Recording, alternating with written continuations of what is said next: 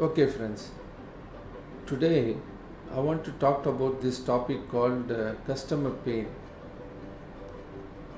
So, you are building a product from scratch, or you are identifying new features for a product, or you are involved in any customer facing thing. We have this idea that all of those things have to be solved only when there is a pain on the part of the customer. What that means is that there's so much suffering. It may not be physical, it could be just mental suffering, even mental suffocation that is causing or disturbing our rhythm, disturbing our flow.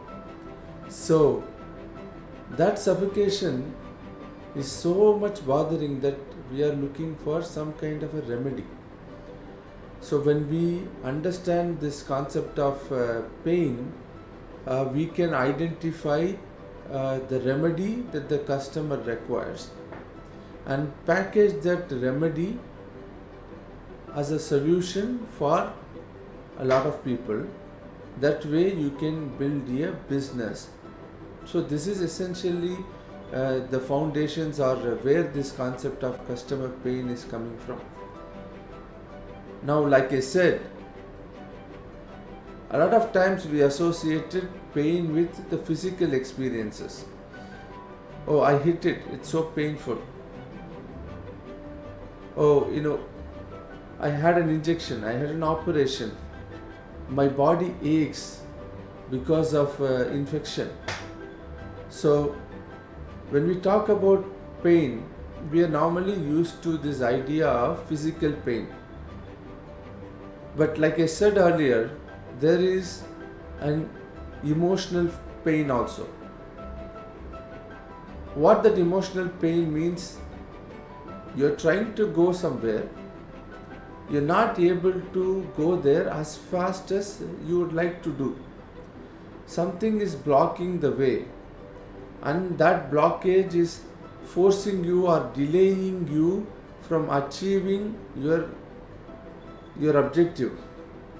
And that suffering, that inability to solve that is leading to emotional pain.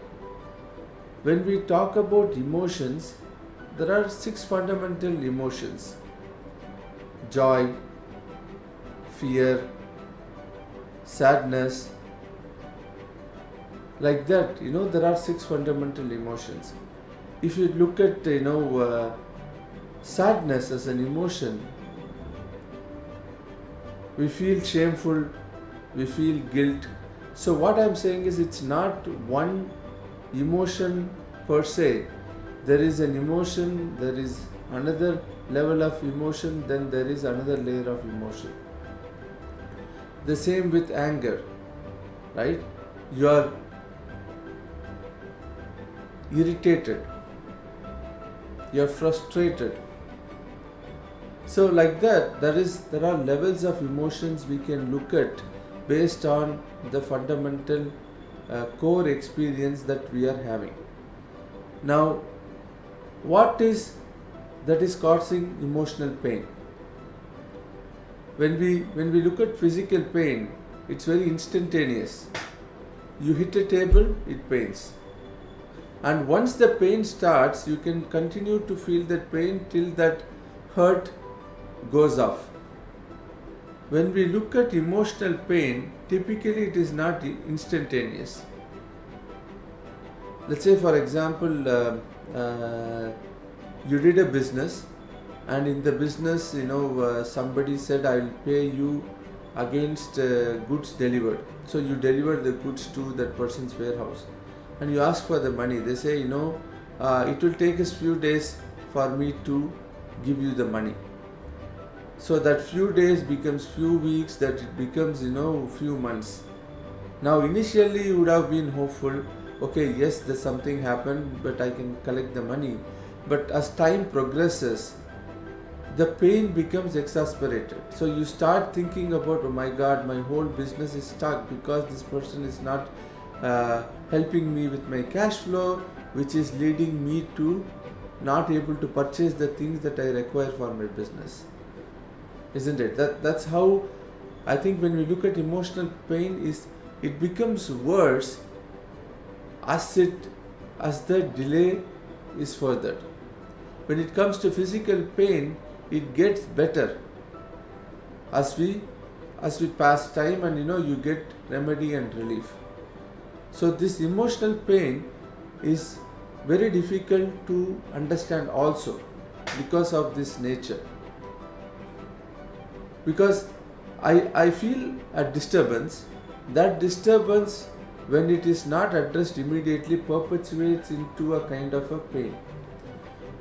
Now the question here is, when we look at emotional pain, we all people experience emotional pain almost the same way. Even when it comes to physical pain, there might be, we experience it the same way. But the intensity of pain will vary, depends upon the intensity of the hurt.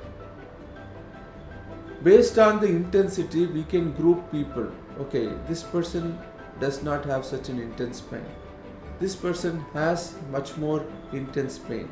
The reason why we are talking about the time to absorb the pain and the intensity of the pain is because when we are building solutions, especially early stage on, we are trying to build solutions for those people that have the highest intensity of the pain.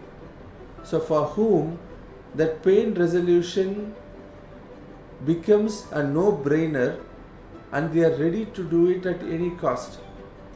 When people who might have lesser intensity, they may not be very much interested to address the pain then and there. So this is a very, very important aspect. So we spoke about 2-3 things, that is physical pain. We spoke about emotional pain. We spoke about how emotional pain becomes aggravated with time. We also spoke about how we have to look at the intensity of the pain to identify people who we can solve the solution for, right?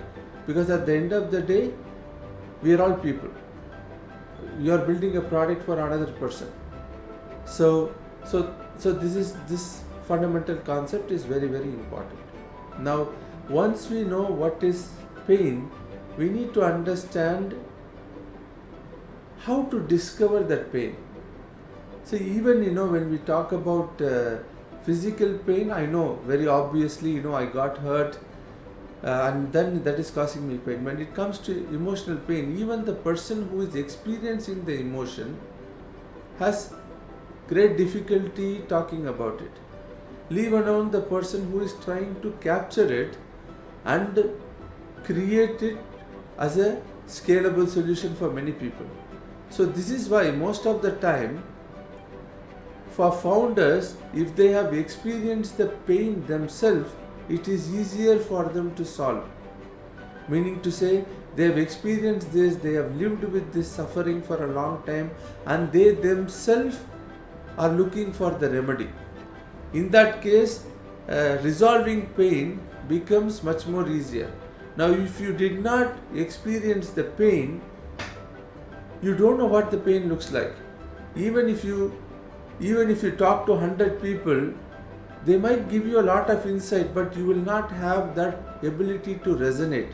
Now, but if you have experienced one dimension of the pain and you are looking to understand multiple umpteen dimensions of the pain, then it is easy for you to resonate, incrementally gain better understanding.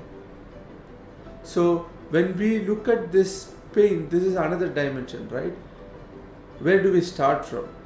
It is highly recommended that you experience the pain yourself. Unless that happens, it's very hard for you to get into the arena and solve the problem for other people.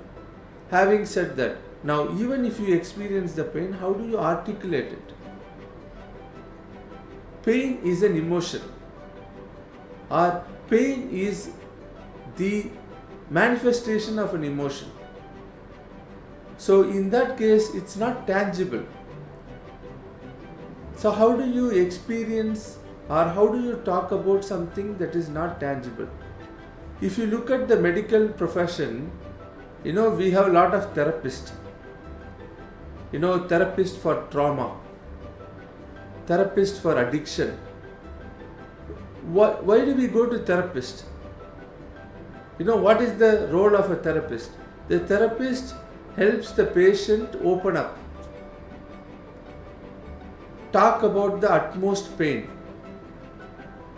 What is that is holding them back, or what is that is driving them? That's what a therapist does, right? If you are a product creator, you are also like a therapist. So that means you have to converse with the customer to understand, and to converse, you need to make sense to them. You cannot, you don't have the luxury of time, unlike in a therapy where the customer comes and asks for it. But when it comes to a customer conversation, you don't have the luxury of time. So you have to get to the point quicker. So you cannot have time, you cannot keep on, scratching the ocean to find answers. You have to get to the point quicker, faster, so that the customer can tango with you. The customer can get along. The customer can feel that, okay, this is the person that can solve my pain. So that is very, very important, right? So now, how do you express that pain? How do you tango with that customer? It requires some thought. I'm assuming that you yourself have experienced the pain and you're trying to articulate it. There are many, many definitions, and there are many ways to express customer pain. Some people say, write a job statement. Some people say, look at outcomes. Some people say, customer pain comes from observing them in their environment. Do contextual interviewing. Some people say, do generative research. Some people say, do evaluative research. There are multiple options. What I am going to talk about is mostly around what is the foundation for all of those options, because to me, each of those options touch on one dimension of exploring customer pain while missing out on the other dimensions. So it becomes harder and harder for you to articulate customer pain. To me, when we talk about customer pain, like I said, customer pain has got a lot to do with crisis situations. Simple. I think to me it is like this. Now, when we try and understand the situation of an individual, what is that we are talking about? The crisis we already addressed, we already spoke about what is the crisis thing, right? The festering of disturbance. But when we talk about situation, the crisis situation, what is that we are talking about in a situation? We are talking about the thing that reminds you of that pain, because we have this great ability to forget. So even if you lost money, we tend to forget. Even if we had physical disturbance, we tend to forget. Even if we had a trauma experience, we have this ability to forget. But let's say, for example, you are passing by that road where that accident happened for you, where you started feeling that trauma, you recollect it. So there is, like, when it comes to crisis situation, the first and foremost thing is about the trigger, right? So you have that trigger to remember that crisis situation. Now, when you experience the pain, you also had some kind of a trigger. So that is very important for you to understand what triggered the flywheel of pain. The second most important thing when it comes to pain is typically has got to do with our inability. I want to collect the money, but I am unable to do that. I want to go and shout at him, but I am unable to do it because my money is stuck with him. So there is a certain inability associated with it. The third thing is, what is the objectives that I started with? The objectives that I wanted to start doing this business was to make some profit. That's the objective. or it is part of my job to find new customers and sell to new customers and make a profit out of it. My job is at stake when my customer does not pay me the money. So my objective is to ensure that I collect the money so that my job can be safe, so that I don't become legally accountable. So this objective becomes a very, very important thing. Now, when we talk about objective, we cannot talk about it in isolation. And the other point that we are talking about is the roles that we are playing at that particular point in time. The role, okay, my role is to collect the money. The role is to find new customers. We call it sales, right? My collecting money means accounting. My role is to dispose of my inventory. So we have a lot of roles. So when we talk about objectives, it has to be connected with roles. When we talk about inabilities, it has to be connected with role. Then the next dimension is about the motivation. What is motivating me? The motivation is about, okay, my family is dependent upon me. I have to grow in this career ladder. I have these motivations, and that is because I am not able to achieve my motivation, or maybe I have this motivation, I have this objective, but I am not able to move forward. That is, I am not able to take on a new assignment. I am not able to go in front of my manager and talk with confidence. So there is a limiting behavior. So you want to have certain behavior, and there is something limiting you from doing that. So when we look at it, a crisis situation or a situation has got many things, and the foundation or core of it is the roles that we play. Then the triggers that is making us remember the pain, right? Then we are talking about the objectives that we are carrying, the inabilities that we are struggling with, the motivation that we are not able to go forward with, and the behaviors that we are not able to exhibit. So pain is multidimensional. There could be more things that I may not have added to this. So the crisis situation is very, very important. And understanding this situation is a very, very important aspect of understanding customers' pain. Now, we can understand situations in multiple ways, right? We can understand situation by writing a simple jobs to be done statement. We can write situations by talking about personas. We can talk about situations by creating an experience map. So we can understand situations in multiple ways, and each of those ways can help us view one dimension of the situation. Now, why did the situation become a crisis situation in the first place? Why did it become a crisis situation in the first place? Why did you give goods to the person that who has kind of delaying your payments? Why did you give goods? Maybe you gave him the goods because he already had a relationship, or because he already knew somebody within your organization, so you felt empowered to give it to him. The next thing we are going to talk about is structures. When we talk about structures, these are all very important things, but a lot of times it goes kind of below the surface. Nobody notices it. When we talk about culture, what is the culture of the organization that is causing this pain? Maybe the culture of the organization is to trust anyone, and that's what is causing my pain, right? It could be the structure, like meaning to say how is it organized? It's a matrix structure. So if you have to get to the accounts team, You have to go through multiple people, it has to get through multiple signatures.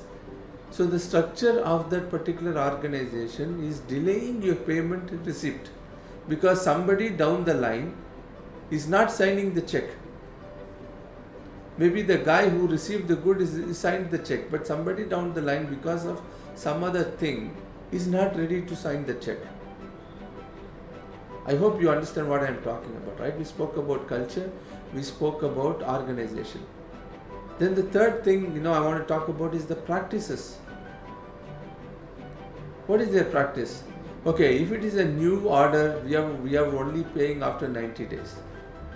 If it's a repeat customer, we will pay within 60 days. So if there is a lot of pressure from the customers, we will do it in 30 days. So they might have a lot of practices, right? For this kind of a product purchase, we will do only like this. So people have practices. If we don't understand those practices, we will do things that will cause us pain. Same comes to pain resolution also. If you don't understand the practices of that organization, we cannot resolve it. Then what kind of tools they use? What kind of jobs that they are trying to accomplish? So on and so forth. I can keep talking about this. So we spoke about when we want to understand the pain, we have to understand the crisis situation. And when we have to understand the crisis situation, we need to understand the structures. Now, the least but not the last one is about two things, like two mirror images. One is experiences and another one is expectations. You have experiences and you have expectations. Now, what is an experience? When we look at experience, one of the things we can talk about is whatever we have learned before, our learning, that's in our head. When we look at another dimension of experience, we are talking about habits, right?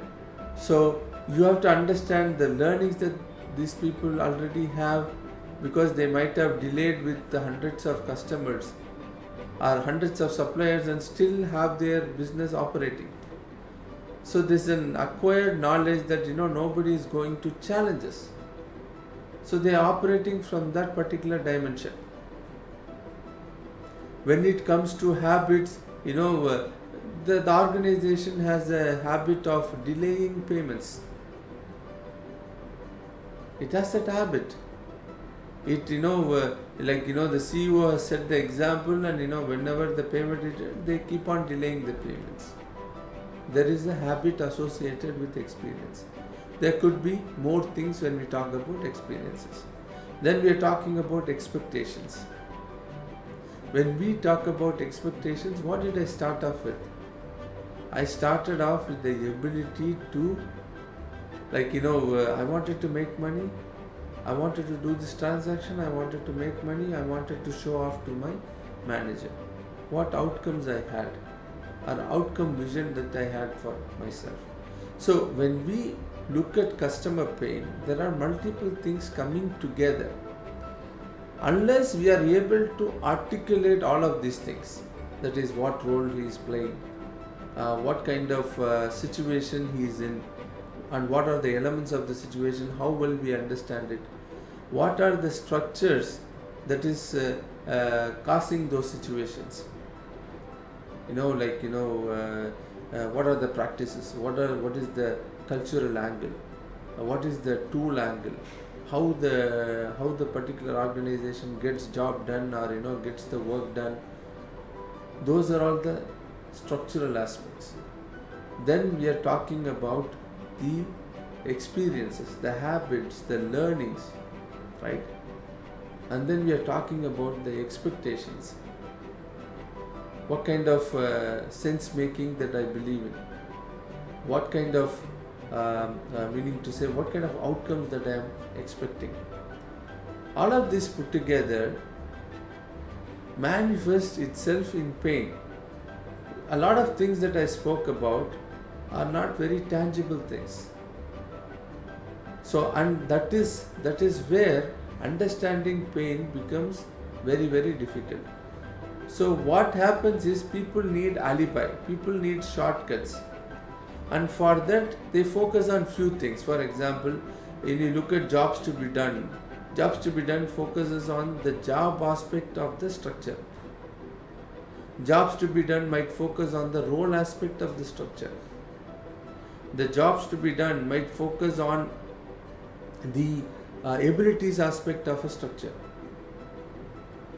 but it may not comprehensively articulate it.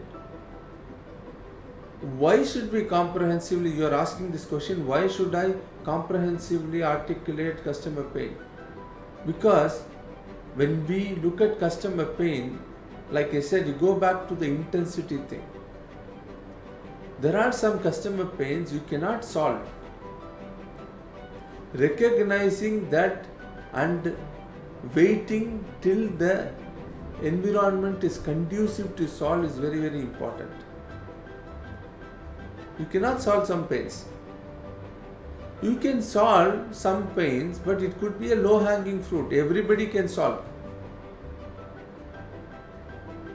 A lot of very popular products start off with solving the low-hanging fruits.